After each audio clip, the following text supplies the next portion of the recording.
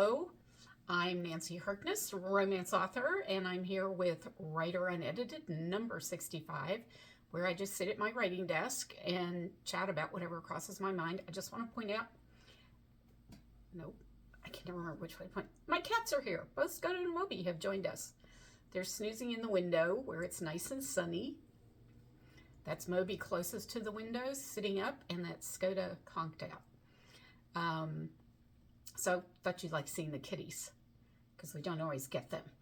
Okay, so anyway, I'm just sitting here at my writing desk talking about whatever crosses my mind. You never know what it's going to be from week to week. I never know what it's going to be from week to week. But if you miss a Writer Unedited, you can always find it on my YouTube channel, and I'll put a link in the comments below. So lots of people are here. Sally's here. Hi. Internet has been going in and out, so I may not be here long. Also, you have a rainbow. Oh, yes. Well, that's from the anti-bird stickers in the window, or possibly the prism. I'm never quite sure where the rainbows are coming from at any given moment. I hope your internet sticks around, Sally. Is that because of the snow and the cold that you're having problems? Sarah Darrell says, love your cats. Thank you. Aren't they cute? Again, that's Moby sitting up by the window and Skoda flaked out on the cat tree. So we'll see how long they stay. Yeah, never know. So speaking of cats sitting in windows, looking out in the cold, let's talk about the weather. I know everybody's talking about the weather. It snowed in Washington, so Sally's having fun with that. That was sarcasm. But it snowed in Florida. I'm sure you guys have seen that. If that isn't a sign of the apocalypse, I don't know what is. But I have to say, I saw one post that I just loved. So I have a reader friend who's a native Floridian, and it snowed in Florida. And she posted pictures of herself out in the snow, and she has this hood on with, all the fake fur around her face. So she looks like Nanook of the North.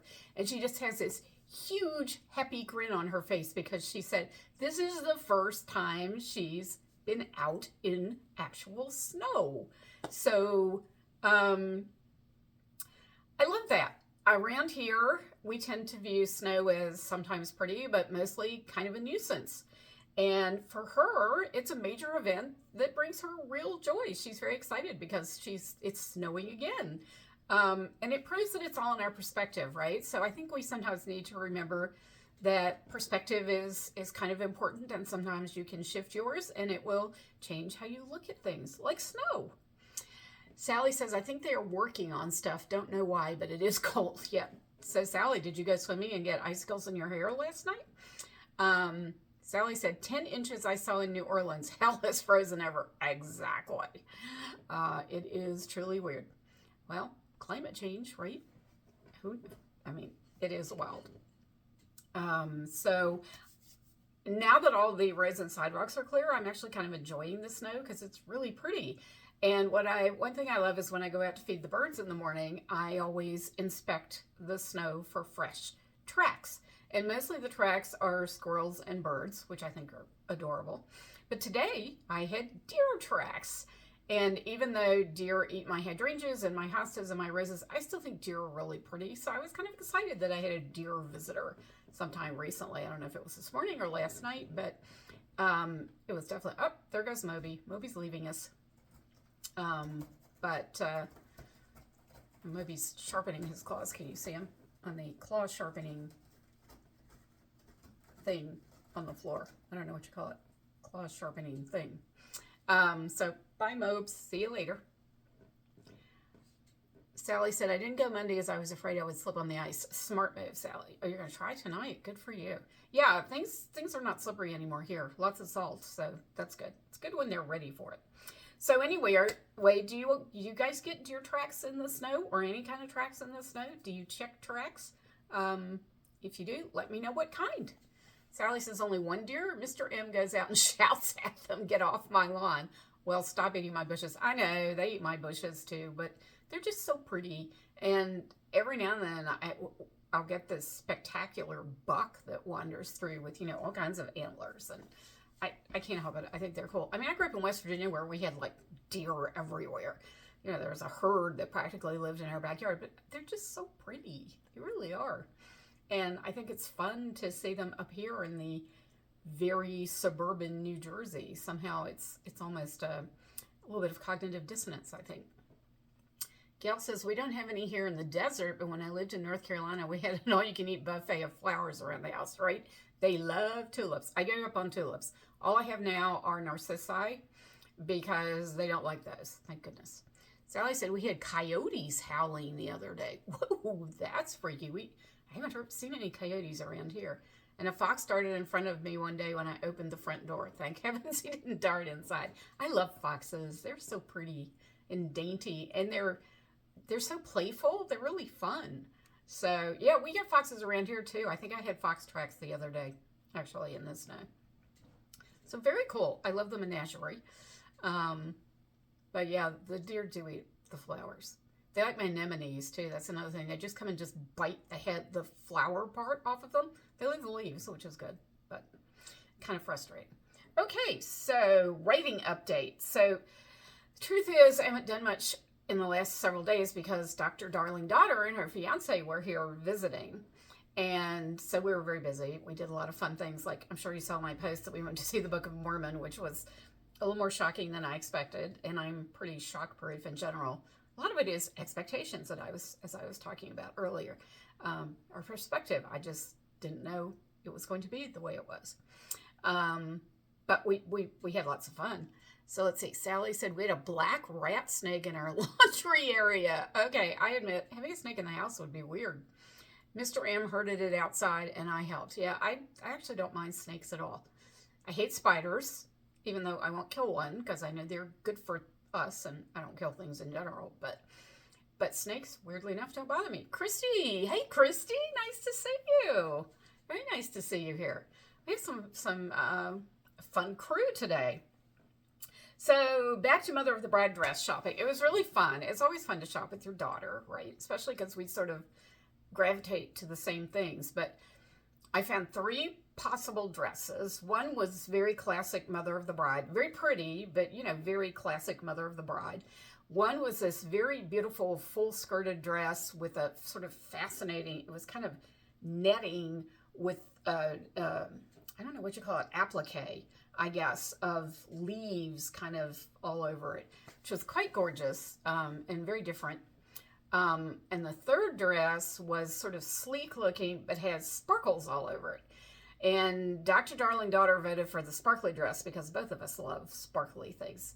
Her wedding dress is not sparkly at all, which I think it's gorgeous, her wedding dress. Absolutely beautiful, looks spectacular on her, but no sparkles, which kind of surprised me. So she's voting for sparkly. I'm kind of tempted by the sparkly because I like sparkly things, but it's definitely not classic Mother of the Bride. I mean, it's not inappropriate or anything. I wouldn't do that, but so I think I need to go try them all on again and think. So Christy said, my dog brought in a small, dead snake the other day and was throwing it around like a toy. Oh, poor little snake. Sally says, what color is the sparkly dress? And Gail says, you were sparkly, so why not? Aw, you're so nice, Gail. Thank you. It's nice to hear I'm sparkly. Sally, I would be getting the sparkly dress in a navy blue. Most of the dresses, so Rebecca's bridesmaids are going to be in emerald green, it sounds like. So I'm avoiding greens. And the navy blues look nice with my hair. So, and you can get almost all of the dresses in a navy blue. Christy says, poor me, it was gross. Good point, Christy. Good point. Poor you too. Ick. Yeah, dead animals or reptiles are not fun to dispose of. So far, I haven't had any dead ones in my house, but I've found a few dead bodies around my house that I've had to dispose of, or in the outside, I should say, of my house. So yeah, ew, ick. Okay, so, but back to our old story. I have gotten back to writing now that Dr. Darling Daughter has departed and all our fun is over and I have to get back to work. So as I think I mentioned the last time, I'd written a couple of pretty hot love scenes, which is always fun. And now I'm sort of back to the suspense plot again. And Mikhail is about to get involved. He's already sort of involved, but he's showing up. And if those of you who've read the books know that Mikhail makes most people nervous. He's the head, the sort of private head of the king's security. He's kind of an unofficial official. And he's a little sinister. People don't know a lot about him. He's pretty ruthless. He takes his job very seriously, and he doesn't mess around, and he makes most people nervous. But I've decided that my heroine, Erica, is not bothered by him at all, right? Little twist there. In fact, he reminds her of her father. And this surprises Raoul a lot, because Raoul admits that Mikhail even makes him a little uneasy sometimes. So I thought it would be a nice twist to swap up that perspective of Mikhail. And of course, Mikhail is going to be the hero of my next book. So I'm always working to develop him as we go along. And of course, having a character look at another character and react and have thoughts about that other character is one of the most powerful ways to show, well, both characters actually, both the character is being viewed and the character who's doing the thinking about them. It develops traits in both of them. And again, we're back to perspective, right? So it's kind of fun. It was fun to flip people's usual reactions about Mikhail, and have Erica feel completely differently. And I love little things like that. I mean, part of that is just fun for me as a writer. Part of it is, character development on both sides. But a lot of fun. It's fun. I admit it. I'm a little nervous about Mikhail's book. I'm not going to lie, because he's a very dark character. He has a dark past. You don't know it yet, but I do. And, I don't write dark so much. I mean, I'm not going to it's not going to be like a mafia romance or anything. I'm not that dark. But he's a little different. So Sally said, wait, let me go back. PJ says, a friend wore a sparkly navy blue Mother of the Bride dress and it was gorgeous. Oh, PJ, thank you for telling me that. That makes me, I have to admit, I'm kind of leaning towards sparkly. I mean, she's my only daughter. I feel like I should sparkle. Sally says, that sounds like a murder mystery. Dead bodies around your house. Creatures, small creatures, dead bodies, mostly birds. I saw a beautiful hawk yesterday, I think. So I have bird feeders, and there are hawks around here, and periodically I will find an explosion of feathers on the ground where a hawk has gotten one of the pigeons, or possibly doves, mourning doves that frequent the bird feeders. And this hawk actually had obviously missed. He had tried and missed, and he was just sitting on the fence right by the bird feeder, and he was gorgeous. I think he was a red-tailed hawk. So Christy says, is he the one with the daughter Mikhail? Yes. Mikhail has the daughter Serena. And you know how protective he is of Serena. You know how protective he is of the king and the royal family. And that's partly why he reminds Erica of her father, because her father was a rescue diver. And obviously, was there to save people's lives. So he was also protective. She had a very complicated relationship with her father. He's dead.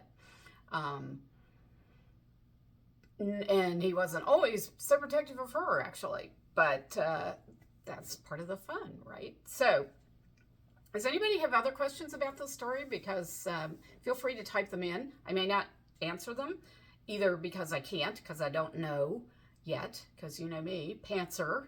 I find out how things are going to happen as they go. I do know the wedding will be at the end of this book. I have promised Chrissy that.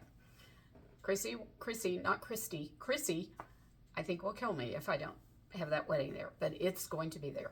Other than that, I'm winging it. So ask questions if you want to. So what else is going on? Oh, so I was going to hold this up while I was talking about Raoul's book, because that's my cover bottle for Raoul. But too late.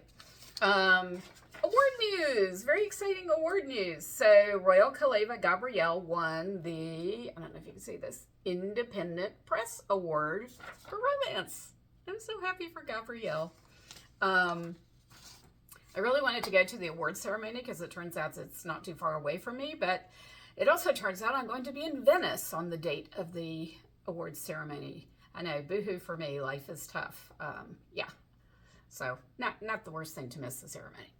Christy says, my son is in the Navy going to school to be a hospital corpsman for Special Forces and will be training with the rescue divers. Wow, Christy, that's intense. I saw that movie with Kevin Costner and the young actor, whose name, Ashton Kutcher. And I just couldn't believe what those rescue swimmers, divers, everybody does. It's mind-boggling. I'm not a very good swimmer. I'm not really that comfortable in the water, so I'm just amazed by these people. So good luck to your son. It's so cool that he's in the Navy. My dad was in the Navy too, so I'm a big fan of the Navy. Patricia says, congratulations again. Thank you, Patricia. I was just talking about you, Patricia, and how much fun you were having in the snow. I love your pictures and how excited you are. Sally McKenzie says, Venice? Yes, Venice, Italy. That Venice, not California. Yeah, I'm going on a cruise, so it starts in Venice, and I love Venice. So I'm very excited. I'm going to spend a few extra days there. Gail says, yay, Gabrielle, and a great trip for you. Yes, thank you. Thank you very much, Gail. Christy says, and with SEALs and Marine Recon. Oh my God, that's really intense. Whoa. I wish your son a lot of luck. He's going to be in very good shape, isn't he? Jeez. Sally McKenzie says, swimming. Yes, I know, Sally. I know you love to swim. I do not love to swim. It's funny. I actually love like playing in the waves in the ocean, but if they get too big, I'm out of there. And I spent many happy hours canoeing on the Greenbrier River where I grew up. And I love to kayak. And I even like to go whitewater rafting, but I really don't like to swim. So I like water. I just don't want to be in it. So let's see. What else? What else did I have to say? Oh, so just to reiterate, sale. The Money Man is on sale for $2.49 on Kindle for the rest of this month, January. Can you hear the cat complaining because I'm not paying attention to him? That's Moby. Here's a little squeaky voice. Scota's going to go see what's going on. But I will guarantee you, Moby just wants me to come and pet him because that's what he does. Sally says, well, I prefer pools. I don't do open water. Oh, that makes me feel better. But you must be a really strong swimmer. Sally does masters swimming all the time. So she's, no matter what she says, she's a very good swimmer. And I'm sure you would do fine in open water. And then the other sale is, of course, Royal Kaleva Luis on audio. And it's on sale for $10, which is a 60% savings. And I think it's on sale until February 12th, maybe? My publishers do these sales, so I'm never quite sure when they begin and end. I mean, I could look it up, but I always forget to. But, so, grab them while you can. I think you have time until February, but the Money Man definitely ends the end of this month. And so tell your friends.